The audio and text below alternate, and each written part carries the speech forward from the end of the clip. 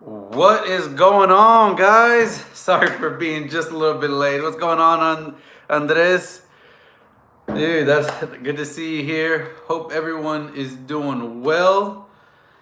For those of you that are just going to be joining in, today's topic is going to be really awesome because we're going to be talking about none other than the latest and greatest supercars that are upcoming.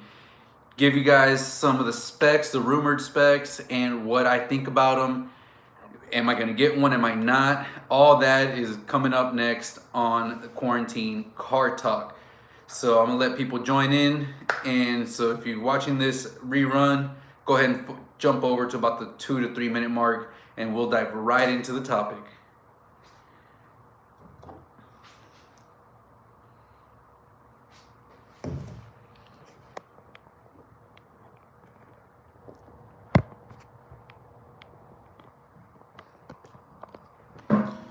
All right, we are good to go. Whew. Man, it actually feels really good here. The weather is amazing in Houston. It's been really nice. I was able to get my grass cut and all that.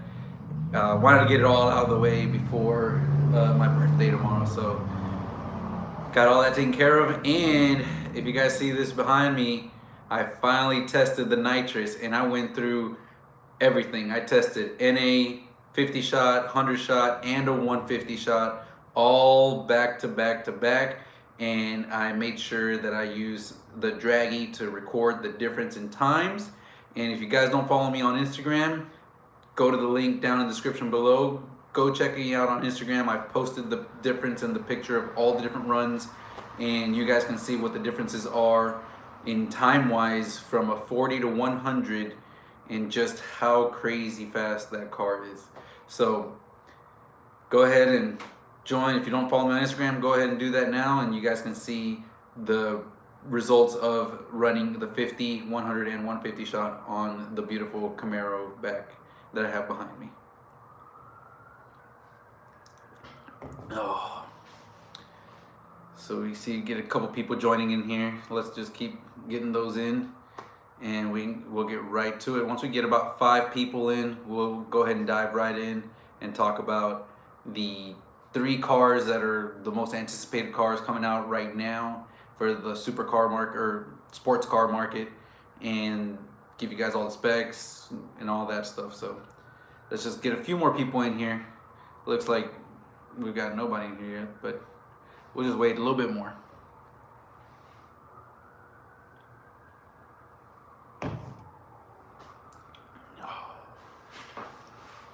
Okay.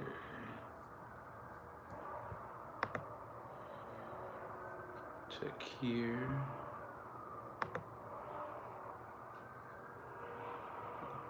Okay, cool. That is awesome. So, all right. Well, gotta get a few more people in here.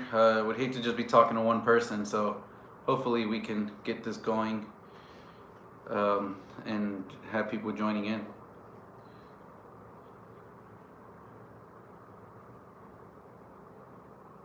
What's going on, Law? How are you doing, man? Good to see you. Get a few more people. Today we're going to be talking, of course, about the sports cars that are coming up between the end of this year and next year, whether I'm going to be getting one or not, and then also give you guys the specs, details on those cars, pricing and all that, and what I think about them. What's going on, Daniel? Good to see you, man. Man, I guess Thursdays is just not the time, man. Thursday, got nobody in here but a couple people. Oh. Give it a minute or 2 more.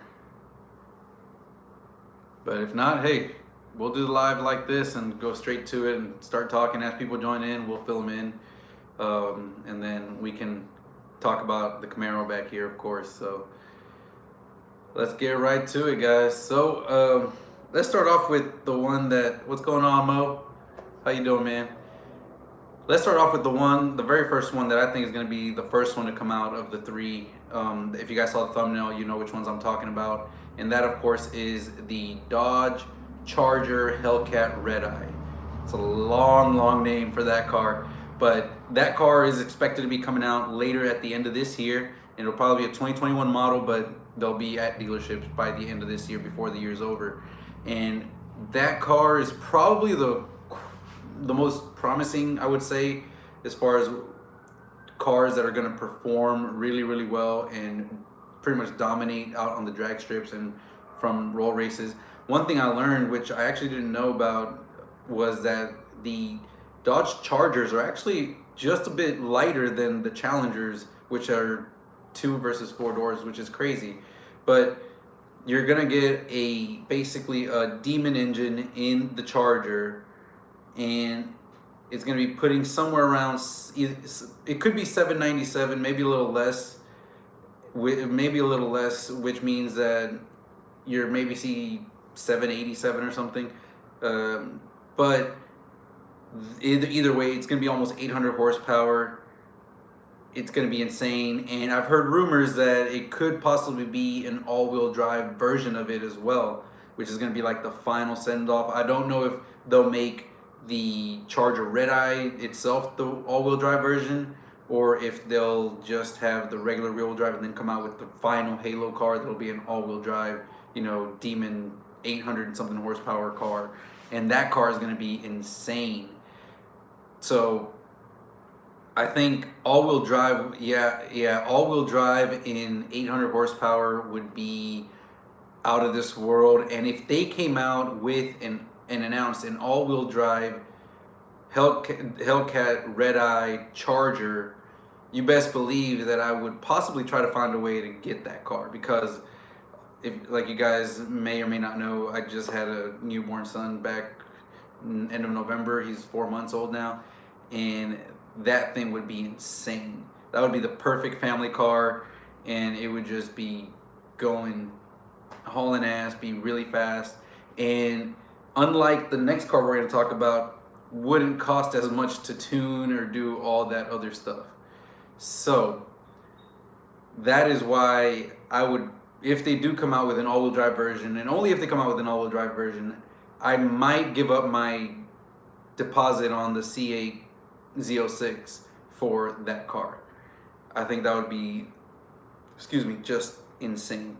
So that is the Dodge Charger Hellcat Red Eye. Now, some of the things I don't like about it is the fact that it's pretty much one of the oldest platforms. It's been around since 2007, and all they're doing is update. It's the same chassis from 2007. They just upgraded. They put in adjustable shocks, things like that, and added modern parts. But in the end, it's still an old chassis. It's an old platform, and that is why you see a lot of the NA cars like Camaros, Mustangs be able to go out there and with just a little bit of mods be able to run what these cars are running with 200 horsepower less. So that is the only drawback that has, but like always, more power will overcome anything, right? So I think that is going to be awesome. It'd be a great 800 something horsepower to the wheels. Just get a tune, some half shafts, diff brace, and you're basically running, you know, low 10s, maybe high 9s with that 800 something horsepower Red Eye version, which would be just out of this world. It would be insane. So Dodge Hellcat Charger Red Eye wide body. If it comes out in an all-wheel drive version, I will try to find a way to get my hands on one of those, because I think that would be awesome. So anyways, next let's go on to the next one on the list, and that is of course the Mach 1 Mustang.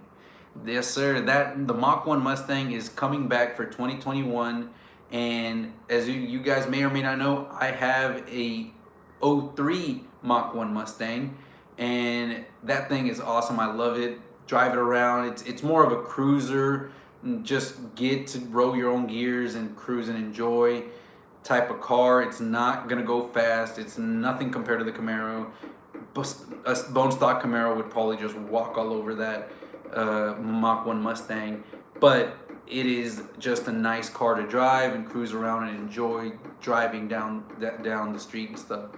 Great car. But for 2021, now that they've announced that the GT350 is officially probably not going to be for sale anymore, and of course the Bullet is going to stop being discontinued, that's only going to leave the GT and the GT500 for 2021. And of course the Mach 1 is going to slot in between, and I can almost guarantee you that the Mach 1 possibly will end up with something very similar to the way they did it back in 03, 04 with the Cobras and the GT Mach 1s, and that is it's going to have the 5.2 Predator engine without the supercharger. It's not going to be a flat plane crank like the GT350. I don't think they would want to hurt the value of GT350 sales or even the owner's cars for resale.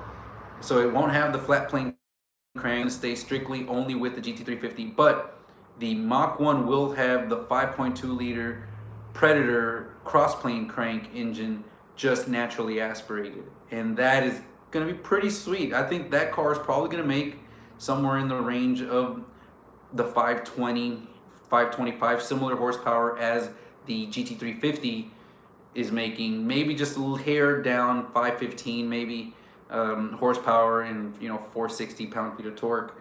So that car is going to be wild. It's going to be fun, and I'm sure they'll have it in both a 6-speed Tremec or the 10-speed automatic. I don't think they'll do a dual clutch just because they'll want to keep that just for the GT500 only. So you'll see a Mach 1 with either a 6-speed manual Tremec like the GT350s, or you'll see it with the 10-speed auto, and it'll have the 5.2 liter Predator engine, but it will be naturally aspirated. It won't be supercharged like the GT500, and that thing is going to be really nice. It's going to be more than just an appearance package, and should be fun for someone wanting to get the car. Probably will start around the similar price as the Bullet Mustang, maybe slightly higher because of the bigger 5.2 Predator engine, beefier engine.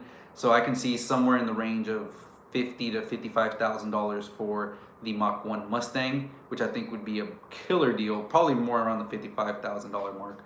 So that would be probably the Mustang to get if you're not getting the GT500, and you want a little bit more than the 5.0 Coyote.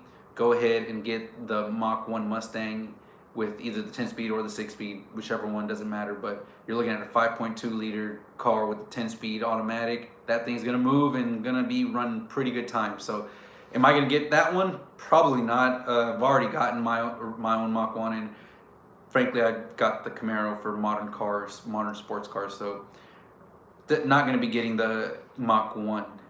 Now let's go ahead and talk about the final car that's coming up that's going to be very highly anticipated, and that of course is the C8 Z06, and that is the one that I'm the most excited about because I've actually already put down a deposit and am in the list for the reservations. I am number 10 or 11, one of those two, on the list at the dealership, Whitmoyer Auto Group, actually, where Street Speed 717 TJ Hunt got their Corvette C8s. I'm already on that list and I'm number 10. So I'm pretty early on. I've made my deposit, I'm on the list, and that car is a car I'm super excited about. And even though GM hasn't shown us anything or told us anything, we pretty much already know exactly what that car is gonna be. Not quite sure how it's gonna look, but we have a good idea of what they're gonna be doing or what their plans are with the Z06 C8 version. And that of course is running their new 5.5 liter dual overhead cam flat plane crank V8. And if you don't know what that is, you can Google the C8R race car and look at what that sounds like.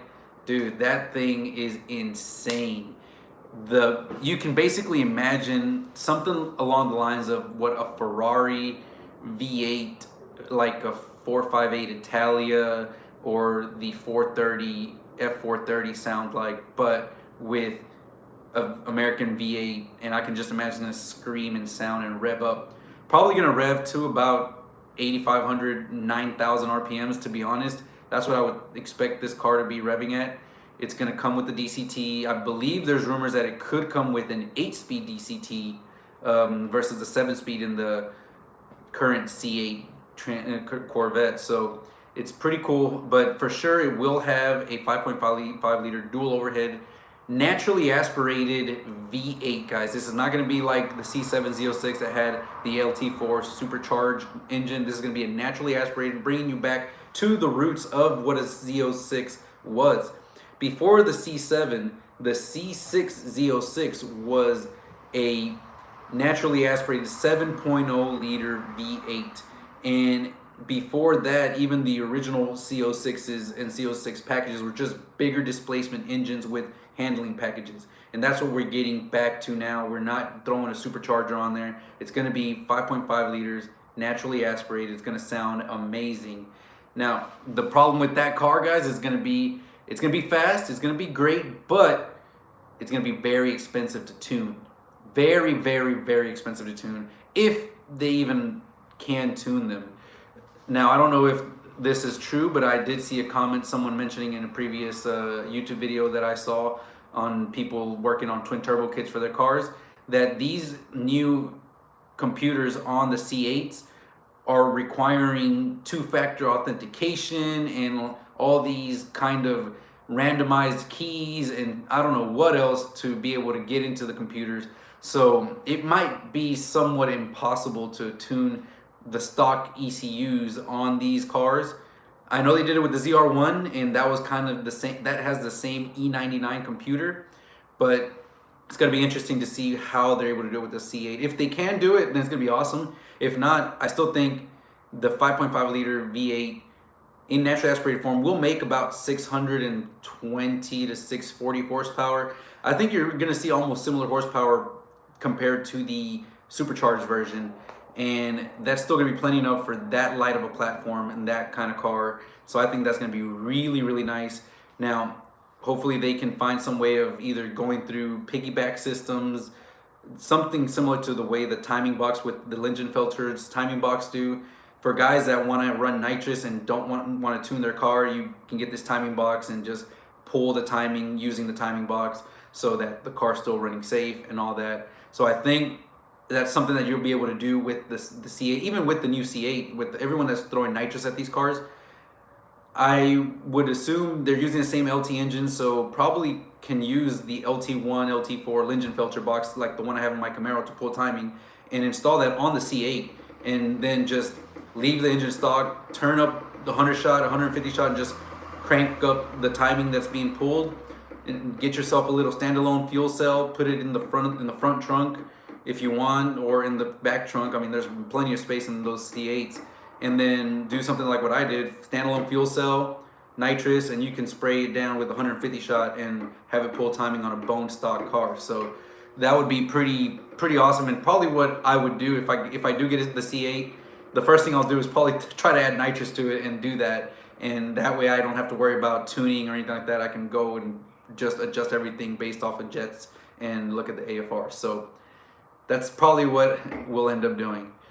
Now, that car, I'm very excited for. It's not going to be coming out until late 2021, maybe early 2022. So I've got some time for that one. And that one is going to be probably really the one that like I said, I have the deposit down. So I would definitely get it. If everything works out well and I'm able to get it, I'm definitely getting that C8 Z06. Now let me go here through these comments, see what people were talking about. I've been talking a lot. and let me just get through these comments here. Daniel Torres says, collab with 717 would be nice. Yeah, that'd be awesome if I could go up there and maybe reach out to him. I know I've been talking with Matt Beaver at Whitmoyer, so they know, and maybe he can get us the introduction and we can do a collaboration. That'd be awesome. I would love it. Dude in a chair, I need an E85 tuner. Yeah, man, pretty much everyone can tune the E85, especially if you've got the Camaros with the flex fuel sensor. Shouldn't be too difficult to tune for sure. Andres, just waiting for the X-Pipe from Speed Engineering to get them installed and then get it tuned. Hell yeah, man, you're gonna love it. It's gonna sound insane. Chris Milthaler, I hope I pronounced that right. How's it going, man? Good to see you. Siphon X, I wish I had E85 near me. Closest one is 90 miles. Oof. Yeah, I've known some really hardcore dedicated people that will go and fill up a bunch of like those VP racing jugs and have like 6 of them just sitting in their garage ready for E85. But yeah, man, that's kind of tough. I would probably not want to do E85 at that point either. Dude in the chair, Andres, who's gonna do your tune? Okay. I'm literally 2 minutes from E85. Yeah, I have E85, a few exits down for me, and pretty much have been using E85 on my Camaro since the middle of the summer. I don't think I've poured 93 into this tank since then, so it's just been pure E85. Let's see, going through the comments here. Siphon X dropped 1800 today. JLT, Lund 93 custom tune, and new Indy 500 Firehawk tires. Should make up my second gen Cody Pro. Oh yeah, for sure, man. Dude, those JLT intakes, I've actually been pretty impressed and pretty interested about. They do have one for the Camaros, and the big like name to fame for the JLT intake is that they've got a big 5-inch diameter intake tube. And obviously the bigger the tube, the more you can flow through it. Large air filter. I'm not a big fan of their enclosure for the filter. It doesn't completely seal up as well. So you're gonna be fighting some like, you know, IAT stuff. But I mean, who doesn't? Even with the Rotofab that I have, it also has similar issues. So with heat, it still gets in. But definitely been interested. The JLT should be really nice on your Mustang. Already have a cat bag. Yep. Chris Milthaler, trying to decide if I want a 2020 Camaro SS or a 2020 Ford Mustang GT. Any help there? Well, Chris, you're joining a Camaro channel, and I will say, like I had this question asked a couple lives ago, and to be honest, they're both great. Personally, I like a little bit of the styling more on the Camaro. They're both going to perform stock for stock. They're going to perform perfectly across the board, very identical. You're maybe getting a little bit of extra RPM from the Mustang on the top end, but the Camaros have so much more torque instantly down low that it feels really nice to drive. If you go and mod them NA for NA, then once you get into the full bolt-on stage with the Mustangs, you really can't do much more. Going much more like a cam setup or bigger ported manifolds and things like that is very, very expensive on Mustangs. But with Camaros, it's a little bit cheaper, and you can get more out of it because of the way that they're set up. The ported heads on a Mustang are going to give you much more bigger increases than, say, ported heads on a Mustang. So if you're planning on staying NA and you want to have just the most absolute power, then I highly recommend going with the Camaro, because the Camaro has basically more potential NA. Dude in the chair, appreciate it, man. Thanks a lot. Thank you for those $2. I appreciate that. And so that's why I would recommend going with the Camaro. If you ever plan on doing if you're trying to go straight to boost, or you just want to get boost in your life, the Mustang GT is going to be the way to go. They can handle a lot more power and boost very easily, and so with that respect, then definitely the Mustang would be the way to go. But if you're staying NA like I have and like what I wanted to do, then Camaro's all the way. This car is probably going to be running, you know, mid to almost low 10 seconds on just a small 50 shot, and even in cold weather, when we get back to the winter, this thing's probably going to be running mid to low 10s, just as it is in a bone stock without the nitrous assist. So definitely go that route. Let's see. Chris Milthaler says, I love that stock Camaro has pops. Yeah, man, these things, especially the 2020s, 2019 and 2020s, I don't know if they changed a little bit of the tuning or the calibration, but man, do these things pop. In mine now, once you mod them, do a little bit of free-flowing exhaust, they pop even more. So it's awesome. Siphon X, if you're going force induction, yep, the GT wins hands down for sure. I like that Mustangs have an entire web page for them. Yeah, Camaros have something very similar. They've got, yes sir, got to drink a little bit. Camaros have Fast Tech Performance is one that you can go to. They have a lot of Camaro and LS stuff. For Camaros, because it's an LS, you basically can go to Texas Speed. You can go to pretty much anywhere. LS based companies, and they all have whatever you need for Camaros. Wild Hammer Motorsports is another good one. Dude in a chair, I'm trying to do 20. Oh, hey, it's all good, man. Don't worry. I appreciate it. Thanks again. Thanks again. I really appreciate it. Daniel Torres, I have stock Camaro SS and I was wondering what I can do to make my exhaust slightly louder but not too aggressive since it's my daily. If you wanted to, I don't know if they sell, you could definitely go with the resonator deletes. There's some smaller resonators in the middle and a secondary set of cats. You can remove those and put a straight pipe, and that'll give you a little bit more sound, and so that'll work well. You can go with, like Andres said, just straight pipe, get rid of the exhaust. That's gonna be, with cats and headers, it's probably not too loud, and it'll give, unless you're going like wide open throttle, you might drone a little bit, but because you have the cats and stock headers, it's still gonna be just fine. Yeah, I would do that. I would remove the exhaust. If you either start with just those the resonator delete and secondary cat delete, and if you need to go a little bit louder, then I would remove the the mufflers in the back. But anyways, guys, those are really the three main sports cars that are coming out right now, at least in the American market. By far, the one that I'm the most excited about, of course, is the C8 Z06. I think it's going to be an amazing machine, and I just hope that when the time comes, I'm going to be in a position to be able to just go ahead and go through with the order and hopefully have one of the very first ones, and you know, do some really awesome content with it. Of course, if I do get it, hands down believe that that thing is going to get a nitrous kit ASAP. I'm going to, as soon as I bring it back to Texas, going to be installing the nitrous kit and going right after it, because I think that thing's going to be awesome.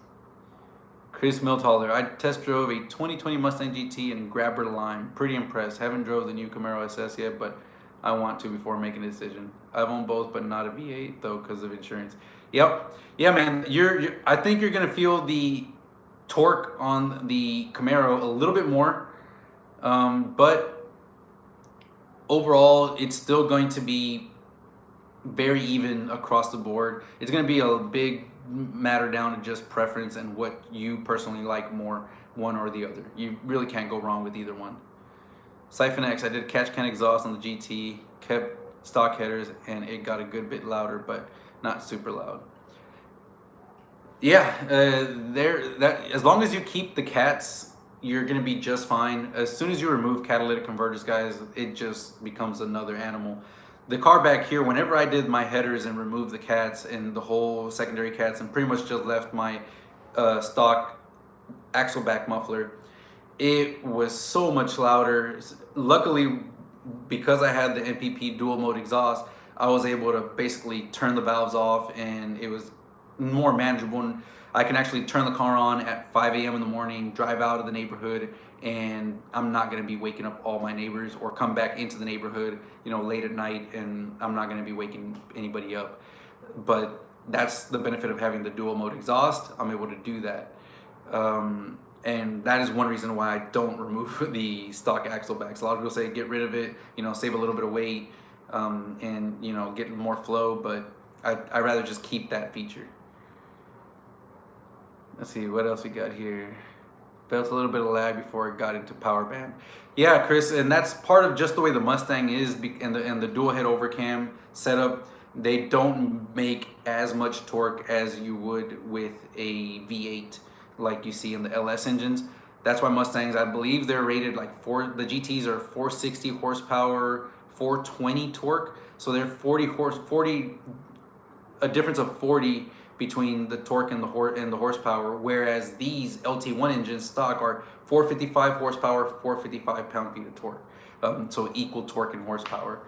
That's just the nature of the design of an LT1 versus the dual overhead cam. Daniel Torres, I wish I had the dual mode exhaust. Yeah, man, it's really, really very nice. I enjoy it. I think it's great. Um, I don't know how, I like being able to close my exhaust completely and make a small pool and not be worried that I'm gonna grab too much attention. It also acts almost like a different power level setting. When I have the valves closed and the exhaust closed, the car makes about 30 horsepower less. So I can always run, like if I'm running into somebody or something like that, I can close my valves or leave my valves closed if I'm have them already closed and do a run with somebody. And basically if the run seems pretty even or they beat me by just a little bit, I can just open my valves up and basically get an extra 30 horsepower right back from the free flowing exhaust and be able to kind of see what the difference is. So that's one thing I like about the dual mode exhaust as well. CL1 foreplay, you have a purpose, lose the weight.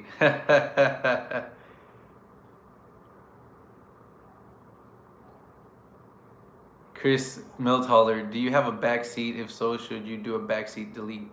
Oh, you should do.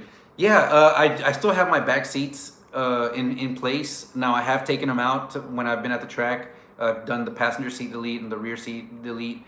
But yeah, I feel like I should do. I have been looking into the rear seat deletes. I'm gonna save maybe a couple pounds, nothing too much. I believe rear seat deletes come in at about 10 to 12 pounds, and the two pieces of the rear seat are around 20 or so pounds. So you don't save too much if you do that. You save a lot more, of course, if you just don't put anything in its place. But it looks really ugly, everything bare bones and stuff. So rear seat delete would probably look a lot nicer. Dude in a chair. Corsa doesn't offer that for the 20 SS full catback. Don't believe they do. I'm not sure. I haven't looked into it. Your car would look awesome with a black hood and roof. Yeah, so I've been working on the wrap that I've been wanting to do, guys. And let's just say I'm finally going to get to that. Now that I've done pretty much all the performance modifications that I'm going to do for the year, you can definitely expect to see a lot of just runs and drag strip runs and all that, and showing you the power that this car has compared to a bunch of others. But on top of that, I'm going to be moving finally on to doing the wrap on the car, and I'm going to definitely be doing it myself.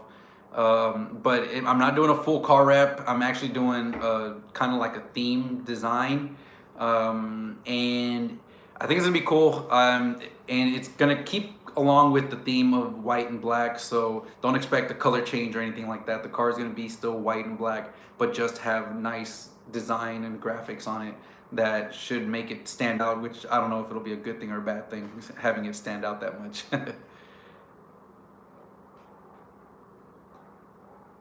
Chris Milhar, any hints? So it is a racing livery. So that it is a racing livery. That's one hint. So you guys can kind of look up, I guess, black and white racing liveries and kind of get an idea, or might be able to guess what I'm talking about. But it's more of a racing livery. The base of it is going to be pretty easy for me to do myself. Adding all the extra like decals and stuff is going to be probably something I'm gonna have to go to somebody to get them to print out all this stuff. So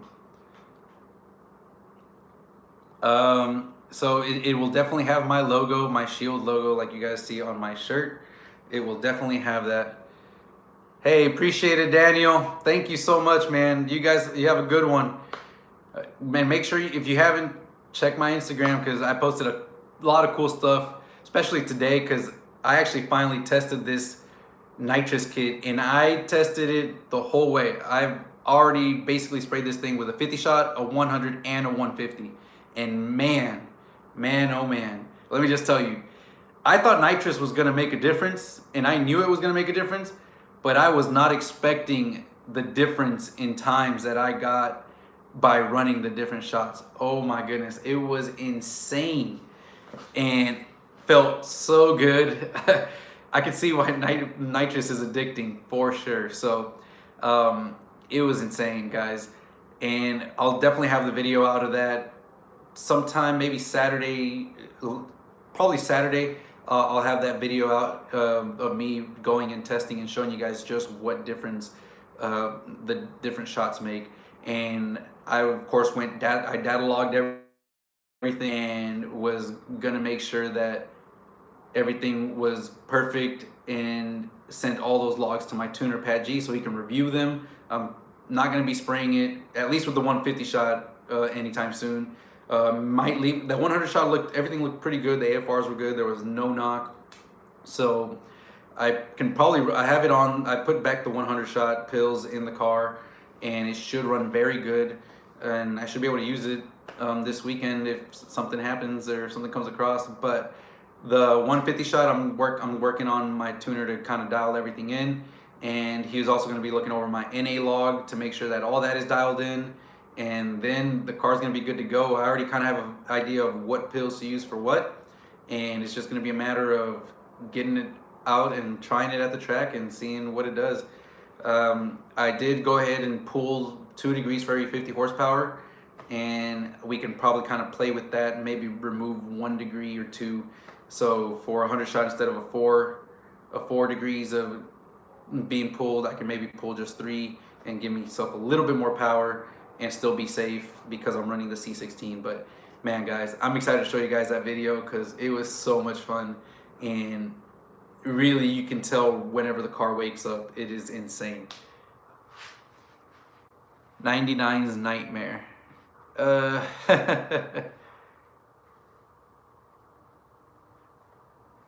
I have an awesome idea for your car with it being white. What's that, Chris? You know, one thing I haven't done is actually named the car. What should I name this car? You guys have any what are your thoughts on what I should name the Camaro? Because I've actually never given it a name, so. Let's see.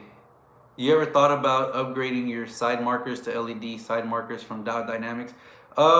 Actually, I ended up upgrading them already. I do have LED side markers, but they are the eBay $45 side markers, front and rear. And I've had those almost going on a year now, and they're working just fine. Haven't had, I think maybe one of them has one small little LED diode out, but you can't even notice it. All of them are working perfectly fine, and I've had it for, you know, over a year now. Dow Dynamics are way too expensive, almost $200. Yeah. I DM'd you on Insta. Sounds good, man. I'm working on the phone right now. The live feed's coming through the phone, so I'll definitely check that out once this live is over. Marco Jordan, you should name your Camaro White Ghost. I hate the stock side markers. Yeah, I like Ghost. Ghost is a good one. Casper, that's another one. Casper is another good one. Now remember, the car is gonna be black and white, so I'm also thinking of a few other things, dealing with like photography or something, with black and white photography, but nothing yet. Yeah, I don't know why I've never named the car. I just don't know. Dude in the chair mentioned I got them blacked out. Yeah, that one of those side markers in the bright orange just do not cut it. I had to get rid of that ASAP, so that's why I went with cheap eBay. And for the most part, guys, a lot of my parts, even like with my body kits, the front ZL1 splitter, the side skirts, and the rear diffusers and things like that, I haven't gone and bought the most expensive body kit parts. Some people swear by the fitment and the better like quality of the more expensive ones, but you know, they all look exactly the same, and besides small little fitment issues that you can definitely overcome for a few $100s cheaper, I just don't see the reason to spend that much money. The front ZL1 splitters from Extreme Online Store, paid 200 and something bucks for it, and plus paint, of course. So you don't need to go with the C7 carbon or some very high-end, you know, version of it. Let's see. We also got El Jefe. That, yeah, I've got that one. Venom's a good one. Stormtrooper. Yeah. Laws. Unfortunately, we've already got Jack from Determined Veteran. He's already got his white ZL1, coincidentally named Stormtrooper, Project Stormtrooper, or what you want to call him. So, yeah, he's already got that taken. So I'm gonna let him have that one. But yeah, Venom definitely. I like Venom because it's gonna be on that juice, on that Venom juice. You know, it's gonna have that nasty Venom. So I like that. Venom sounds nice for sure.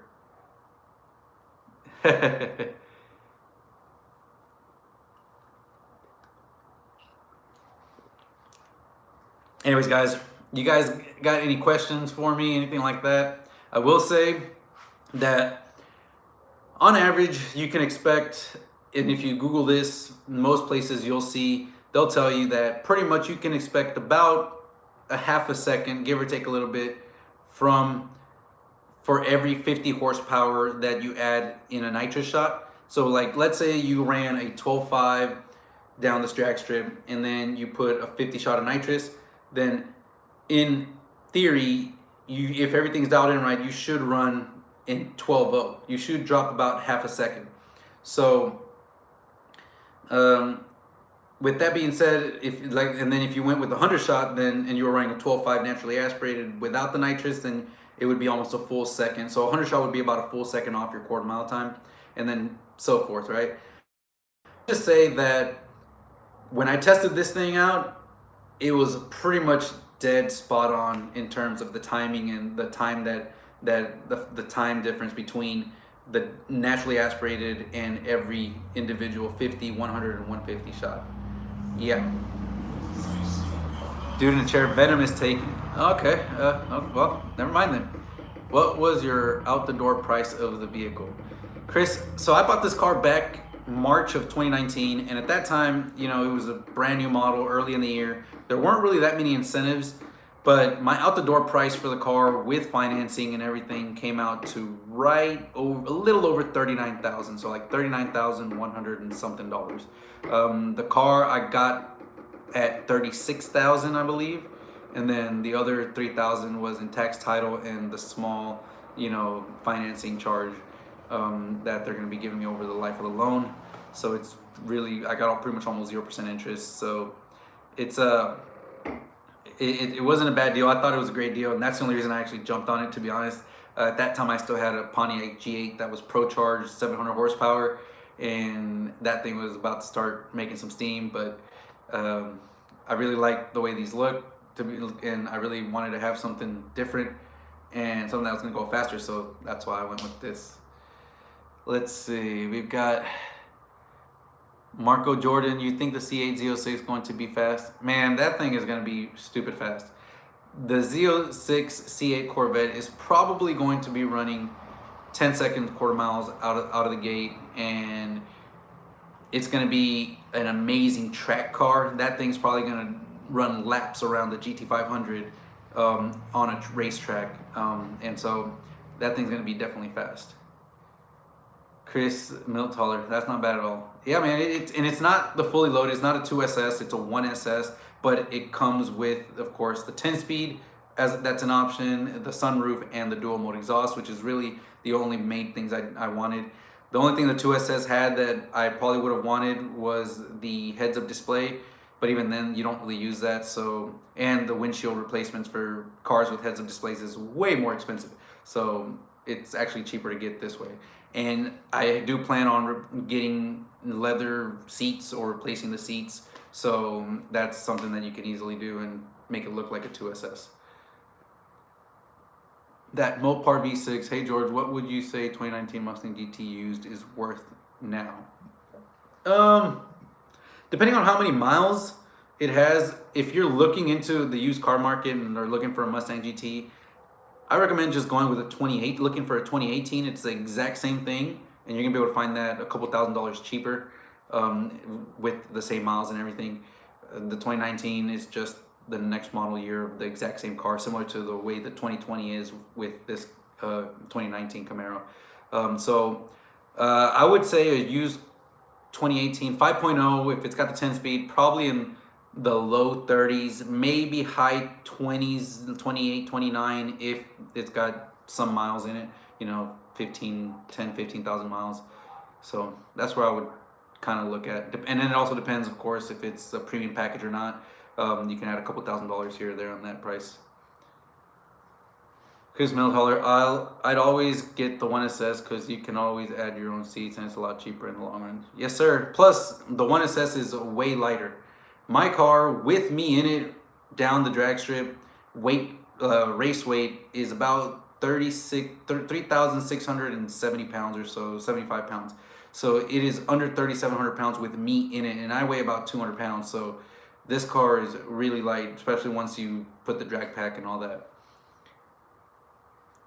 Cruise model should look at getting a 2020 with the 10 speed auto. Yeah, the 2019 also has a 10-speed auto as well. So either one of those is going to be really, really good. Mopar V6. I've heard the 2018s, since it's a new Gen 3 Coyote, have had some problems and then they fixed it all.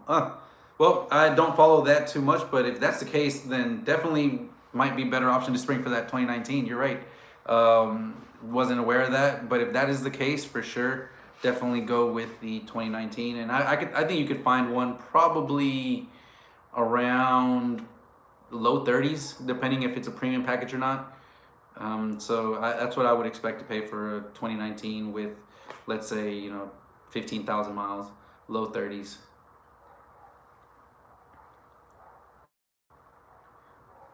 Dude in the chair with me, 4,000 pounds. Yeah, man, it's a lot of this, guys. Once you get to a certain level, it's all about what you can do to reduce the weight. I've probably, even though I want to be doing more performance, actual like increased horsepower, one things that I can do to still make this car faster are going with lightweight brakes.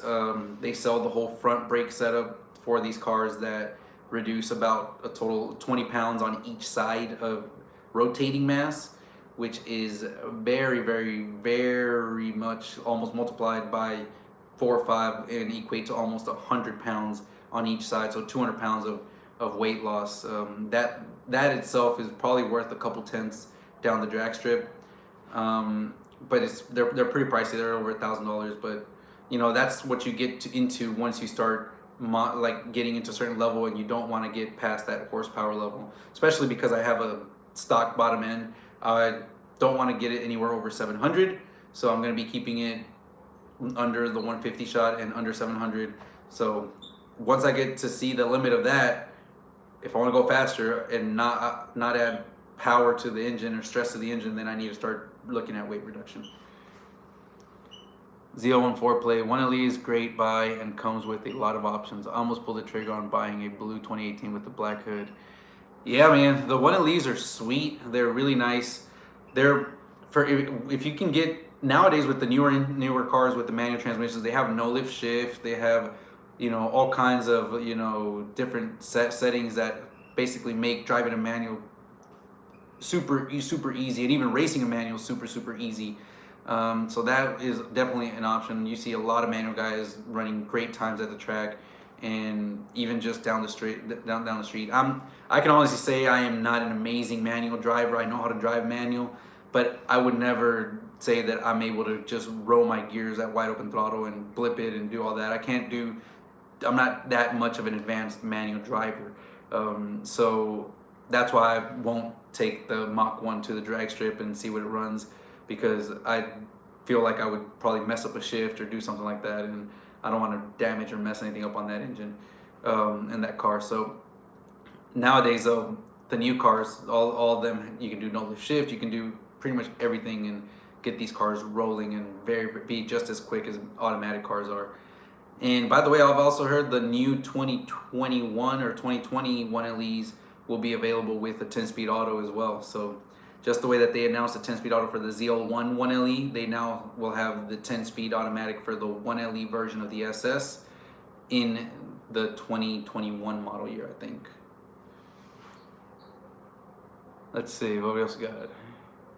You should look into getting Anderson composite trunk with the built-in spoiler. It's a carbon fiber. Yeah, that's again also reducing weight, right? So carbon fiber hood. I really love the Anderson composite ZL1 style, more aggressive bulge hood. That thing looks super dope. I love it. It's got that more aggressive. It's way more aggressive than the ZL1 factory hood. I think it would be really, really nice. They're pricey. The trunk lid, I'm not a big fan of that like integrated wing. If I did go with the carbon fiber trunk lid, I would probably do their standard not wingless trunk lid and then just drill the holes to put my, I guess, I forget, dang, who did I get this wing from? Anvil Auto, there you go. My Anvil Auto wing on that carbon fiber trunk lid, because I'm not a big fan of that wing that's built into it. Let's see what else we got. Going down the line here. You should get us stickers in your window, Camaro guys. Yeah, well, I actually need to start trying to make my Shield logo and do a little bit more merchandise. I'm gonna be working on that. If you guys go to the Teespring link down in the description below, I do have these shirts with the Shield logo in the front and then Jorge Loves Speed in the back with the Camaro outline. And there I have them in white and in black. So if you guys want to support the channel, you can always, you know, represent and order from Teespring. I've got phone cases and things like that, but right now I just have those two, and they're really nice. They're the premium tees, so very, very soft, very nice material, and it'd be nice. So they've got them in the, I've got them in the description below, and you guys can check them out. Let's see. What area do you live? Not a creepy question at all. I live on the southeast side of Houston, so Clear Lake, you know, going towards Galveston area. That's where I live. Don't sell yourself short. Yeah, I mean, like if I had a little bit more practice, then maybe, but I'd rather not risk it. Chris, I'd totally buy merch hoodies. Man, I was gonna do that, but I didn't think with summer coming that people would buy a hoodie, but yeah, I'll definitely look into maybe adding that to the website and putting that as an available item. Again, the items sales go straight through Teespring, and then I just get a small little profit from it. Oh, that Mopar V6, what do you do for a living to be able to afford your 2019 Camaro and all the mods coming along with it? Well, that Mopar V6, I am an electrical engineer. I work for the utility here in Houston, and let's just say that I try to be really good with my money, and I have a wife that's very, very understanding about where my money goes and lets me do what I do with the car. Chris Miltaller, I'm in Florida and wear them all the time.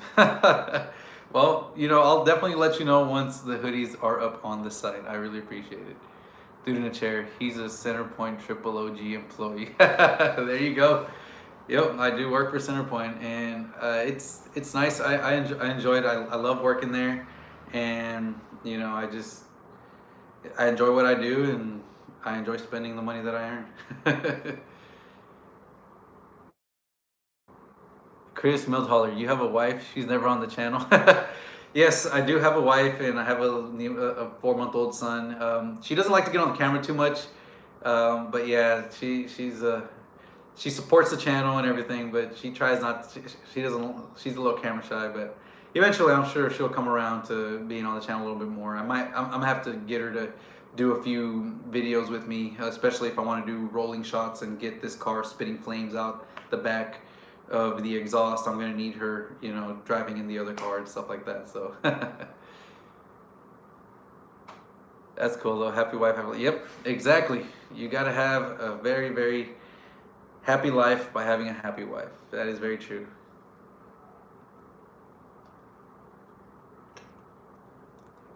And for those of you that think that YouTube actually pays anything, it really doesn't. I've got right around I'm getting close to 3,000 guys. I'm at like 2,900. Actually, I can see right now 2,919. So I'm at 2,919. I'm 81 away from 3,000. And generally, even at 3,000, I make roughly $100 to $150 off of the YouTube revenue. So definitely it is not enough to, you know, pay for the mods and do all that stuff. It pays for some gas money. Grub, hey, I want to get a 2014 Camaro SS. What's some mods should do to it? I'm from Cali. Well, if you're getting a 2014 SS, then depends if it's a manual or an automatic. If it's a manual, then you know it doesn't have DOD delete, doesn't have any of that stuff, so you're pretty safe to drive around with the stock cam and stuff. If you have a getting an automatic, then those are going to be the L99s, and you're probably going to, depending on how many miles it has, you're going to probably want to go with. First thing I would do is do a cam install. That'll help you get one, a lot more power, and two, remove the DOD lifters and get you the failure point out of your system. So you can do that. So I would do a cam, cold air intake. In Cali, you can't do long tube headers, but I mean, I guess you don't really need them too bad. But if you can get long tube headers, go with long tube headers, and that should be pretty good. It'd be a fun little car to drive around. Dude in a chair, it's peanuts. That Mopar V6, is it true that Chevy will be stopping production of the Camaros? Yes, it is. So Chevy, I believe they're going to stop making them in 2022 or something like that. 2022 will be the last year, 2022, 2023. And really, it's just the sales have not been there. People have been buying more of the Dodge Challenger Hellcats and Mustangs, and the sales for the Camaro just haven't been there. And I think they are right now really focused on trying to push the C8, and are focusing a lot of their money towards the C8 development and building the C8 base, the Z06, the Grand Sport version, and the ZR1. So they need to basically funnel all that money. They've done that before. They did it back in 2002 when they stopped production of the Camaro, and then it came back in 2009. I can possibly see them stopping production in 2022, 2023, and then in 2025, 2026 coming back again with a new design Camaro once they have the whole hybrid battery assisted kind of technology ironed out and more cost effective, because that's when it's going to really push the platform forward and go on to the next level. Chris Miltaller, she definitely needs a car for the channel. That would grow the channel fast. People love seeing those kinds of channels. Yeah, she's got a Toyota Camry right now. One reason why I'm actually really looking at that Charger Hellcat Red Eye wide body, that would be her car. So if it came in all-wheel drive, then I would definitely try to swing to get that car. And if I did get that car, then obviously I would have some decisions to make in terms of when the C8 Z06 came out, if I kept this thing or sold this and got the Z06, the C8 Z06. Because obviously I would not be able to afford to keep the 2019 Camaro, the 2021 or whatever Dodge Charger Hellcat Red Eye, and then bring in a C8 Z06. Girl, appreciate it and love what you did to the car, man. Appreciate it. Thank you so much. I really appreciate the love and support and the praise for the car. It definitely means a lot. They should have came with a Gen 2 style with 700 horsepower. Cells would blow up. Yeah, I mean, they've got the ZL1, but I guess it's just still not different enough or crazy enough. And plus, Camaro also just, they don't really push it too many ads for them either. You don't really see many ads for Camaros. You'd be surprised how many people don't even know what a ZL1 is. If you guys don't follow The Incredible Joe, he's another YouTuber from Atlanta. He used to have a 2019 Camaro SS, and I believe actually that was his girl's car, and he ended up with a ZL1, and he got rid of it too because people just don't know what it is. They see the car, they think they can tell it's fast, but they have no clue that what a ZL1 even is. They think it's just like an SS with some badges. Chris Miltaller, if you were to sell your car right now, what would be your asking price? Ooh, that's a tough one. Man, as it sits, it only has 4,300 miles, and it's got, I would say, about $12,000 in performance mods. Now, I know you don't get most of that back at all, but it's got $12,000 in performance mods, a lot of visual mods done to it. I think possibly if I sold it right now and somebody gave me the money in cash, I would take probably 43,000, 43 to 45,000 would probably be my number. If I had to guess, just 45,000 is what I would sell this car for. Incredible Joe bought his ZL1 for YouTube and ain't make the cut.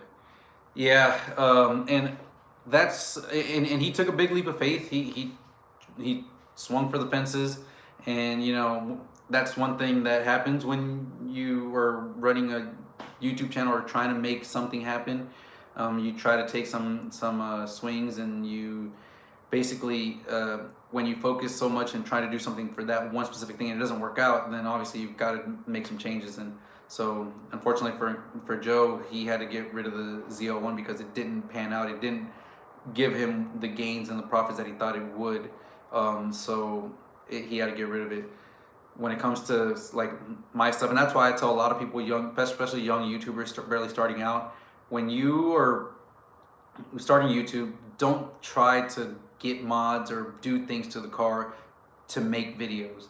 Don't think, oh, I'm gonna just maybe get myself in debt or overwork myself and try to get everything fast and just build it and do everything just because I need to have some content. I'm trying to build this up and I know I can get some return on investment on it back. That is not probably the right way to do it. The way that I've done it is just basically I've always gone ahead and done what I wanted to do and then just recorded it. I don't do it for YouTube. The Nitrous, the cam, the heads, all that. I'm not doing that for YouTube. I'm doing that just for myself because I want to do it for my own personal preference and because I like this stuff. Just recording it and showing people and helping people out is just how I get a little bit of satisfaction back and knowing that I helped somebody else that might have needed the help. Damn, my SS has 13,000 miles and he got 12K in performance mods. I drive the hell out of mine. Yeah, I tried, and it was the Camaro was actually my daily driver for 4 out of the 4 months last year, almost 5 months. So it's not like I wasn't driving it. I just, unfortunately, my job is 5 miles round trip, 4 days out of the week. So I basically, even if when I tried, I could only put, you know, at most 50 to 100 miles in a week. And that's me actually trying really hard. Let's see. Dude in the chair, oh my, I got a 2020 SS with 8,000 miles, brand new off the lot with 6 miles.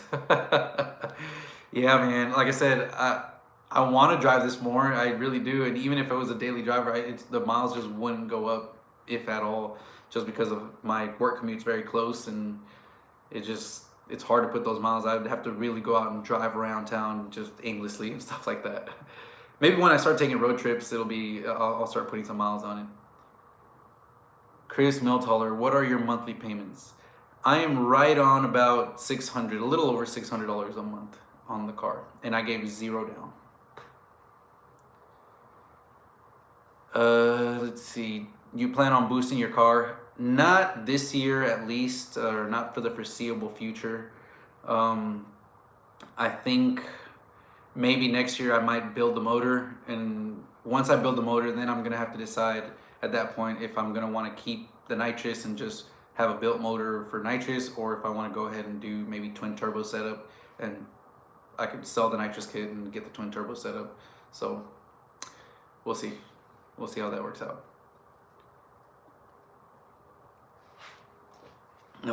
Let's see. That Mopar guy, do you think automotive technology is a good career to go for? Yeah, I think that, especially if you can go into a lot more of the electronic side of things, that is probably going to give you a good safety net of, you know, having a job, because all these cars are moving over to electronics now. All the electric cars, all the batteries and all that, like there's gonna need to be technicians and people that understand how to work and test those units out and how to repair those cars. I think that's gonna be a lot higher demand as we get more and more electric cars and hybrid cars in the market. So that's probably a really good place to go to, especially if we can focus on something like, you know, the electrical side of things and batteries and all that for the hybrid stuff. Whew, all right, we're over an hour here now, guys. So I think I'm gonna have to let you guys go. I really appreciate the comments back and forth, the super chats, thanks again, dude in the chair. Hope you guys are safe and staying safe, and that you guys do everything safely and get out of this situation that we're currently in on the positive side of things. Iger, do you think making a YouTube channel and document the modding of my car, or think of making? Yeah, like I said, if you're gonna do it just to document the modifications on your car and just for fun, then definitely do it. It's fun. I enjoy it. I like making the videos. I like doing the editing, and I love showcasing what my car can do. I love showing people how I'm getting the car to where it's at, and hopefully that kind of helps people out. So I enjoy it. Now, if you're gonna make a YouTube channel and you want to mod a car for the sake of trying to get viewers and subscribers, then it's gonna take a while. First of all, it's gonna take a long time, and it's gonna be very stressful. I didn't get monetized or start getting paid until a year, almost 8 months into posting videos. So, and even then, you're not getting paid a lot. So, you're not gonna make a career living out of this. Now, there's some people that have the charisma and have the good content to blow up and end up with 50,000, 100,000 subscribers, which actually at that point you are making a decent amount of money on YouTube and helps supplement your hobbies.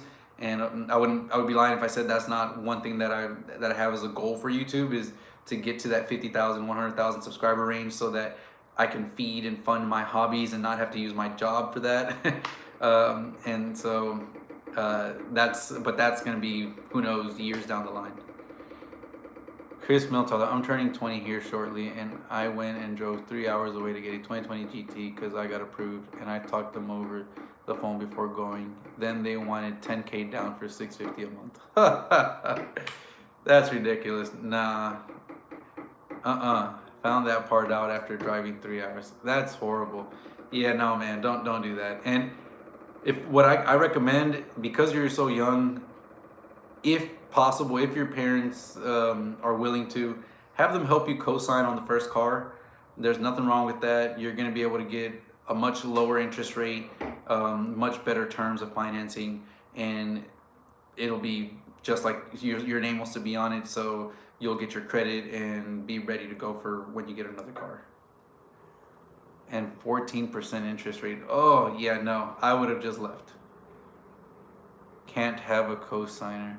Oh, well, then yeah, that's a tough one there. Sometimes dealerships. Other thing you can do is look at credit unions. Talk to a credit union. Walk in there and ask them like, look, hey, I'm 20. I'm trying to get a new car. I'm looking at getting another car, and I would love with you guys.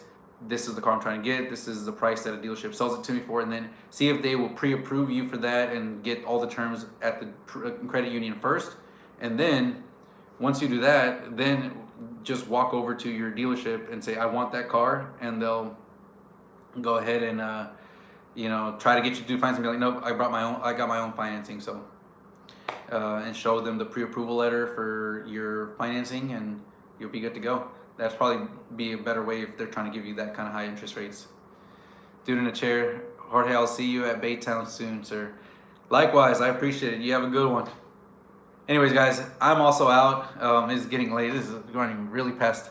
Usually, at most I want to be here was for an hour. So you guys have a good one. I hope to see you guys in the next one. I won't be having a live tomorrow because it's my birthday, and I just want to kind of celebrate it with my wife and my son and a few other family members through FaceTime. So I'll catch you guys next Monday again for another quarantine and car talk, and I'll try to get a good topic saved up and put on your on the upcoming shows, so you guys can see what we're going to be talking about. Appreciate it, guys. You guys have a good one.